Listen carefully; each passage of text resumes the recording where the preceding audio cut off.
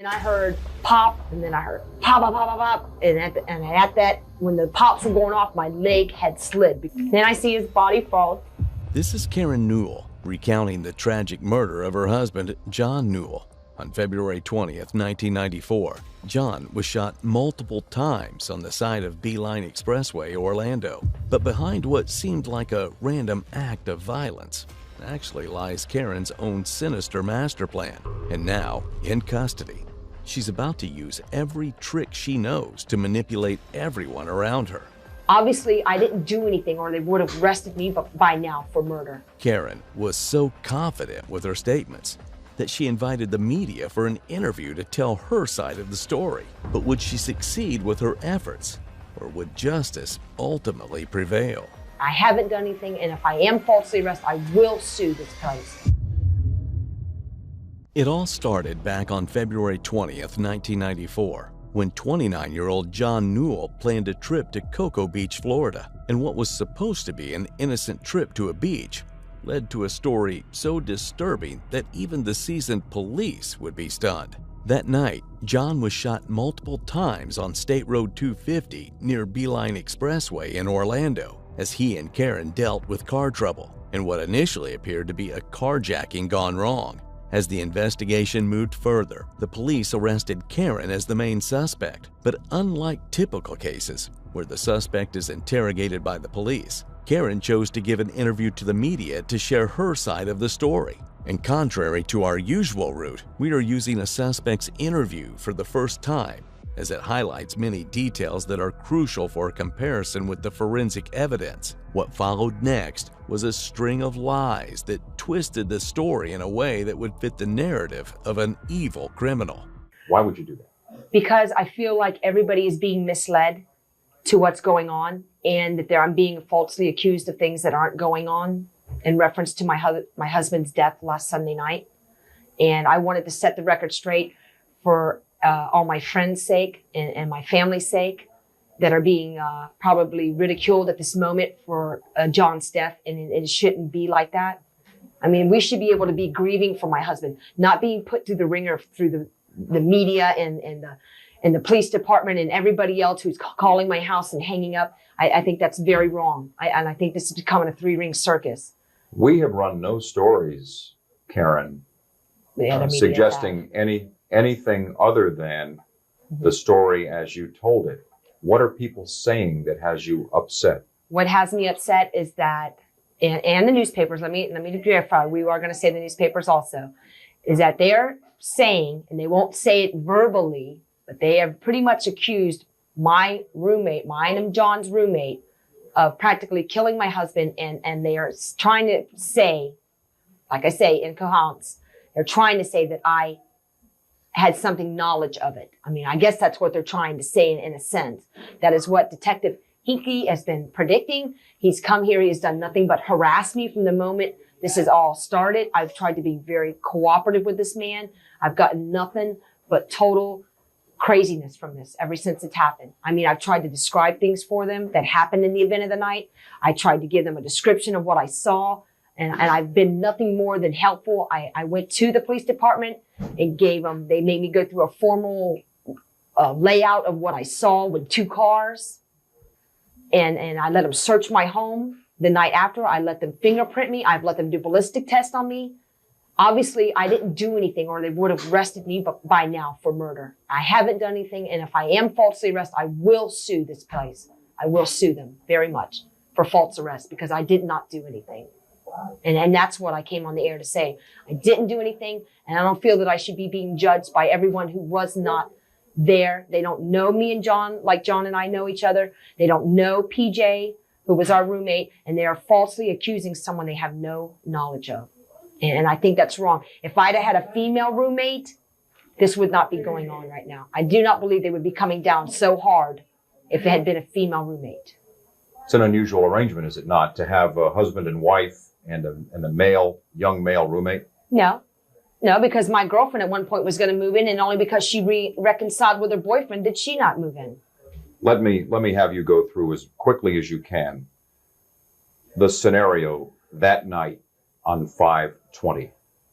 Take me through it from your eyes. What did you see? Okay. From the moment that we got off the 520, we got off the B line onto the 520. We got off, we started, there was a vibration in our car. I mean, I'm going through this quickly for you. There was a vibration in our car, in the front of our steering wheel, okay? My husband told me to pull off to the side of the road because he thought the tire, I had ran over something with the tire coming through the toll booth. You were driving? I was driving, right. Because one reason I was driving, let's make this very clear, is my husband had been drinking that day on the beach. And I'm very against drinking and driving. So that is the main reason I was driving and the only reason I was driving. Okay. For that is the, anyways, when we got off the, interstate, I'm going to call it the interstate, we got off, we pulled off to the side of the road and John got out, we both got out of the cars. We pulled up, opened our doors. We turned off the headlights, turned on the flashers so that we were not blinding anybody that was coming in our direction is mainly why we turned off our headlights. I mean, I can't stress that enough. We didn't want anybody to wreck into us because we were blinding them. We got out. John looked to the front of the car. Then he went to the back of the car. He went to lean down. He told me to look under the car. I looked under the car, leaned under. You're both outside the car.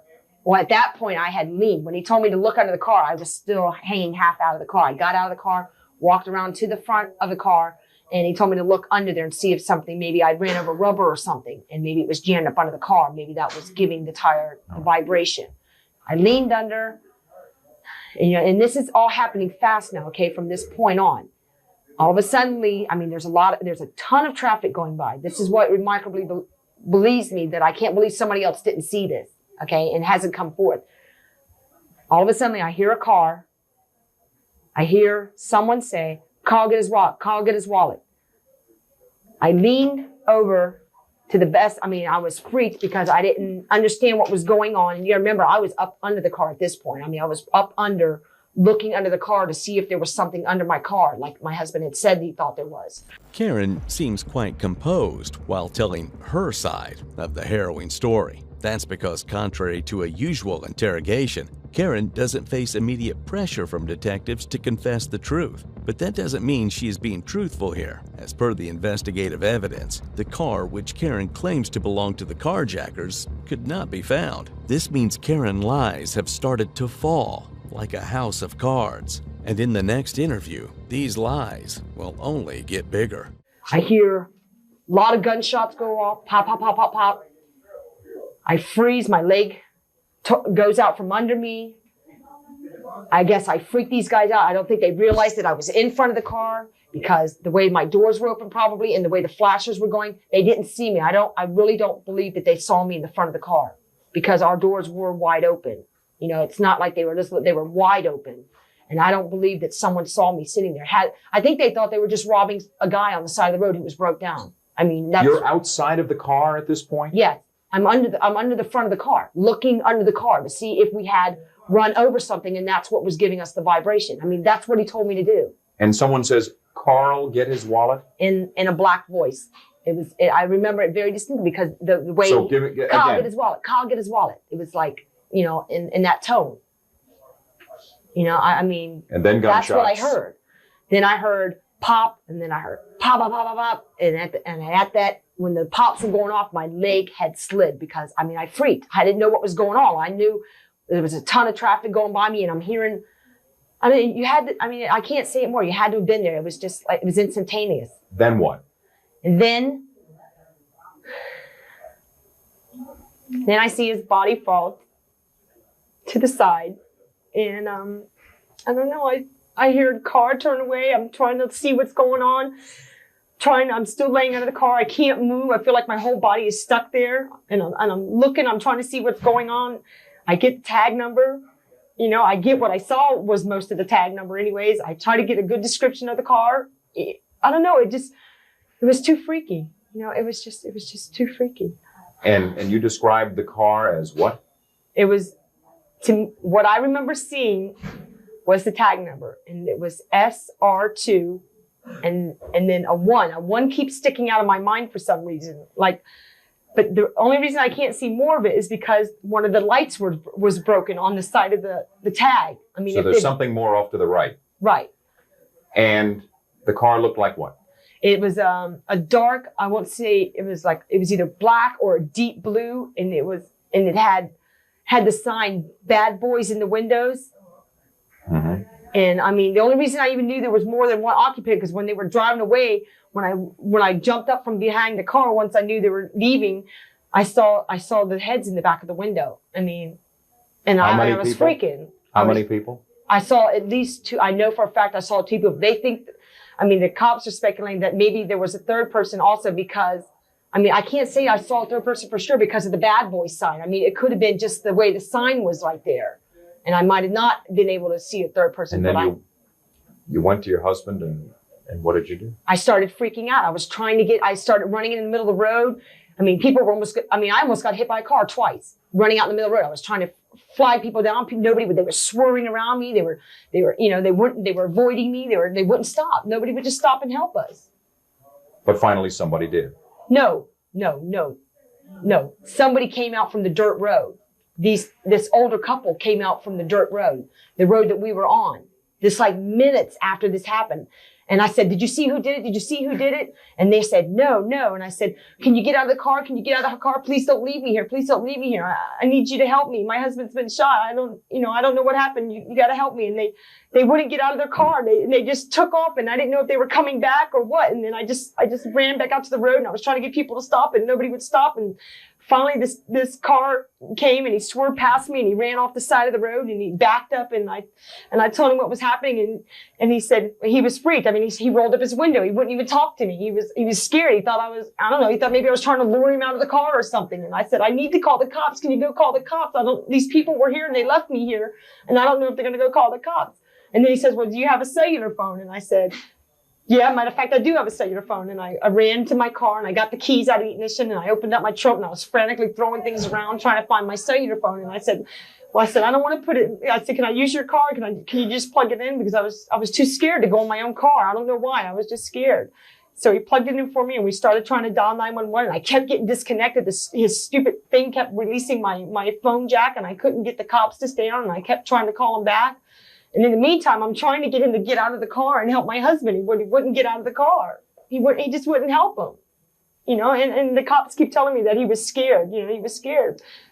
The so-called loving wife, Karen, is putting on a strong performance during the interview, complete with crocodile tears. But the problem is, the evidence and her past with John bear no resemblance to how she is portraying herself. For instance, Karen never discloses the details of how she forged John's identity to purchase $1,500 worth of jewelry using his credit card. Perhaps Karen avoids this information to maintain her public image for the interview.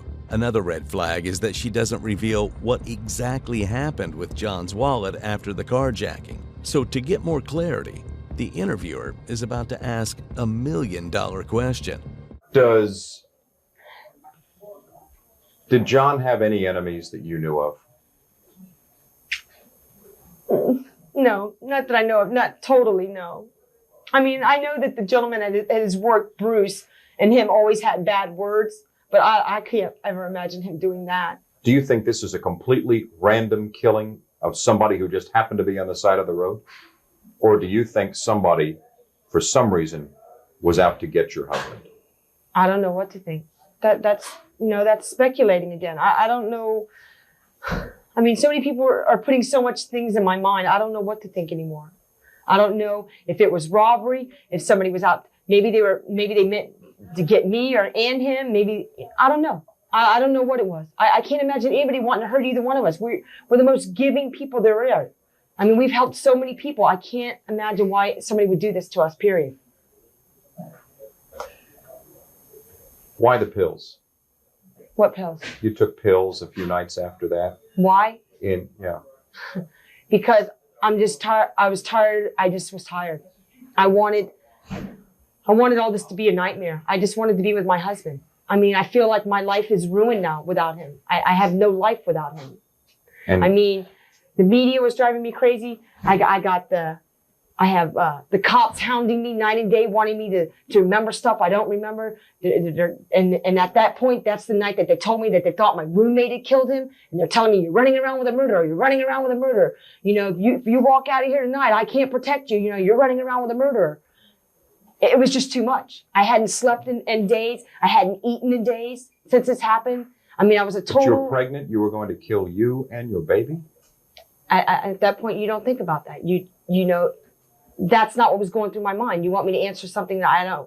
I mean, I just, you know, how would you like to know that somebody that's been living with you all that month is being accused of just killing your husband, who was his friend too?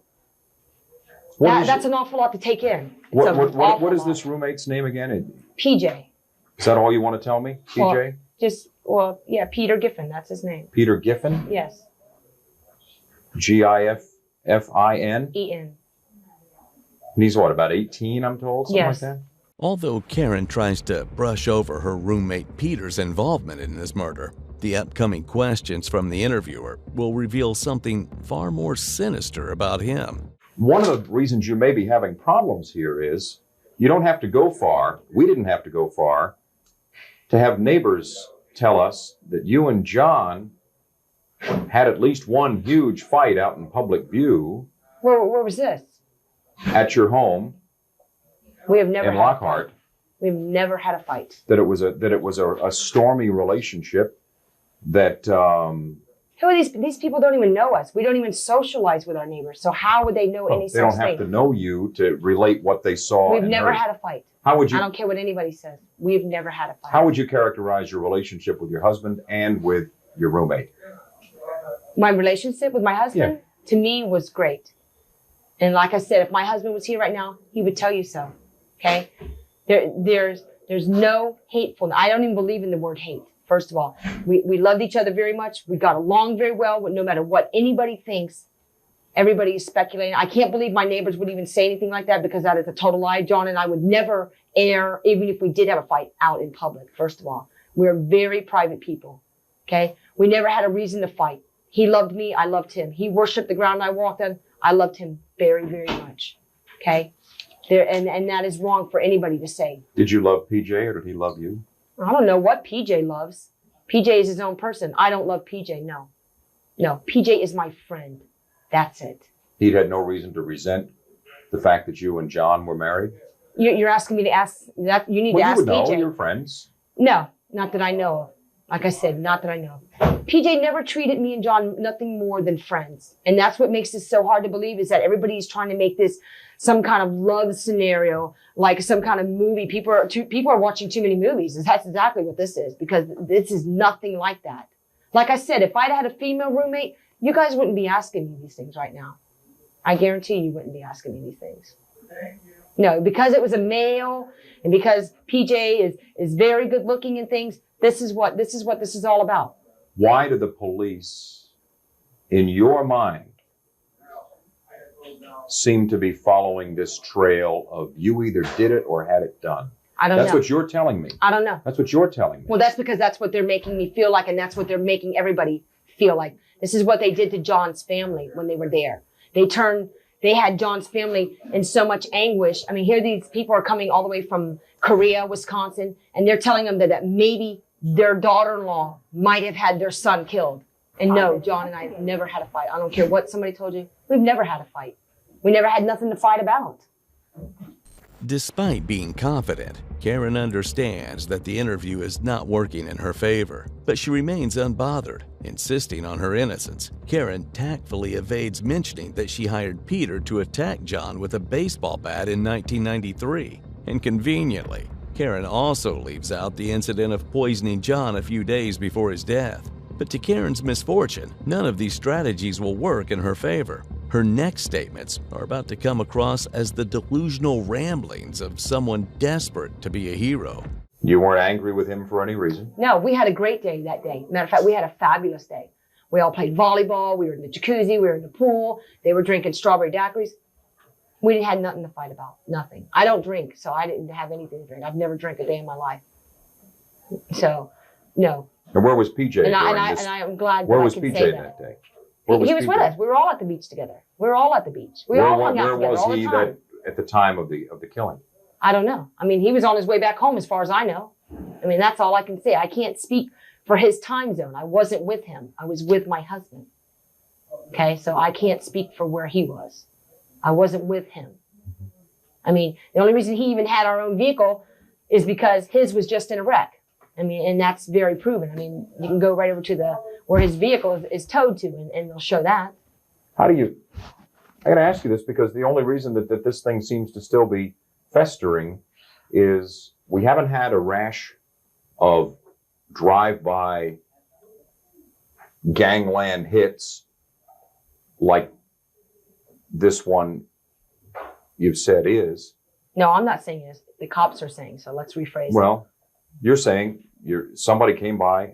You just think, how would you characterize this? Is this a random thing, or did somebody follow you and know? Characterize it. I don't know. They thought that maybe we cut somebody off at a point and they got pissed off at us. You know, that was one of the assumptions the cops made, that maybe did somebody follow? Was somebody pissed at us at the beach that day? I don't remember anybody being mad at us. Nobody can find the vehicle. Well, I don't know, but nobody's told me that until you just said it. That's the first I've heard of that.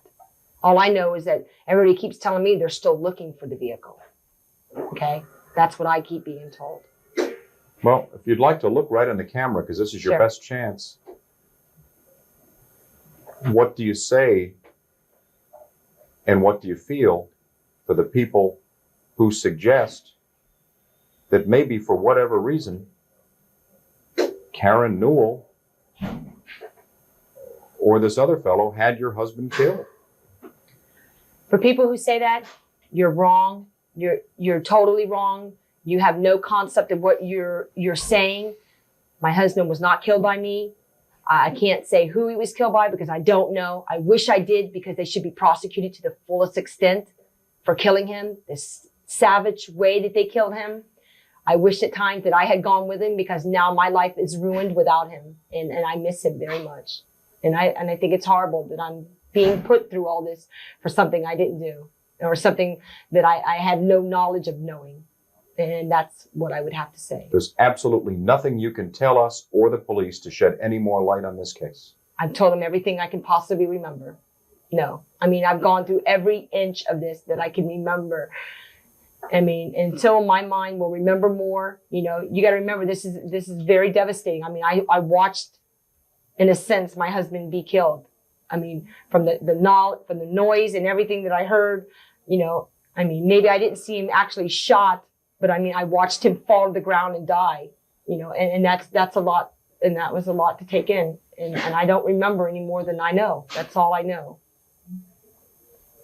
Final question. How are you feeling right as now? We speak now? I feel very angry, and I feel very hurt that I've been so helpful to the police, and they're turning this into a circus, and that they're just gasping at whatever they can get to try to put somebody in jail for the wrong reasons, and that they should be out trying to follow what they should be looking for, which is the guys that I thought and know that I saw. And that's what I feel right now. A lot of disappointment in our system, that when somebody says what they saw, that they try to change it and make it something that it wasn't, you know, and that's what this seems like it's being made. Why would they do that? I don't know why they're doing it. Because they're cops, and they have to go at it like a friend told me recently, they have to go at every angle. They have to look at every possibility, and they always look at the relatives first, the ones closest to the victim, you know, and that's their job. And I appreciate them doing that point of their job, but they're looking at the wrong person when they're looking at me. With her perfect facade for the interview, Karen accidentally confesses one truth. Her roommate, PJ, was at the beach with John and her, but she contradicts herself by saying that she was not with PJ after they had all left the beach. This is also a very telling sign of a killer trying to separate herself from her co-defendant. Moreover, another investigation showed that John's gun was stolen prior to his death, and as per the forensic reports, he was murdered with the same stolen caliber. Additionally, police knew Karen had a keen interest in John's recent $500,000 life insurance policy, providing a strong motive for the murder. Regardless of Karen's statements in the interview, the truth lies bare with the glaring evidence against her. This raises one question. Would Karen face harsh consequences for her actions?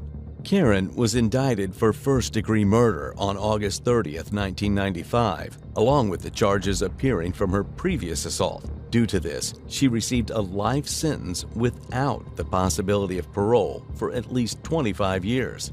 Karen also received an additional 22 years in prison for plotting John's murder. Peter was indicted for his role in the 1993 beating of John and was charged with second-degree homicide for murdering him. The jury sentenced Peter to 24 years in prison on September 5, 1994. He was released on parole in January of 2010.